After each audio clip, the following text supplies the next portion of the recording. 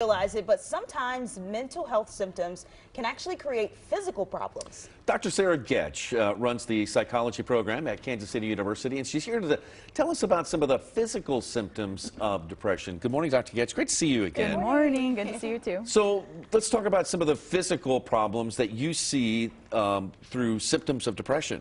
Sure. So some of the physical symptoms that someone might experience include things like fatigue or exhaustion. So just feeling, even when you've had enough sleep, that you are just exhausted, right? And sometimes people will even start to describe symptoms as if they're moving in slow motion, that they're, I had a patient once describe it as moving through molasses, so you might feel something like that. We also could have some gastrointestinal problems or tummy problems. You might consider them that way. And then there could be headaches as well, muscle aches, you know, all different kinds of physical symptoms. And so sometimes people are paying attention to their emotional health and not their physical health. And these are two things that we can't tease apart. Our physical health informs our mental health, and our mental health informs our physical health. So paying attention to all of these things is really important. Interesting. Yeah.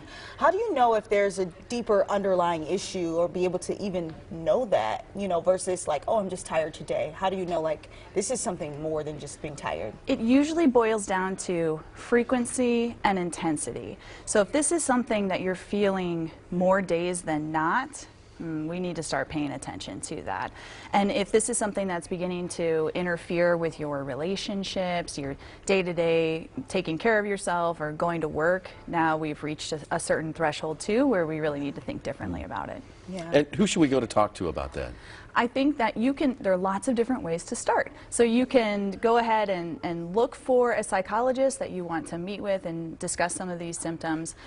But you can also reach out to your PCP, your primary care doc, and they can refer you to, you know, they have a really great network of referrals that you could utilize in that case as well.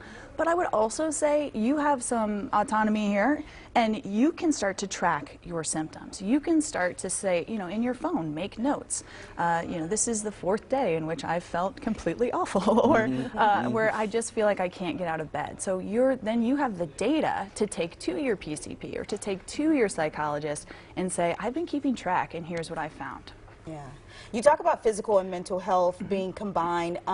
Why is it that, and I know there's a stigma around it, people love to talk about, oh, I went to the gym, but a lot of people don't talk about their mental health, or when they do, they feel like it's attached to mental illness. Yes, and so I think that for some people, there's this idea that if your mental health is suffering, that this is a weakness.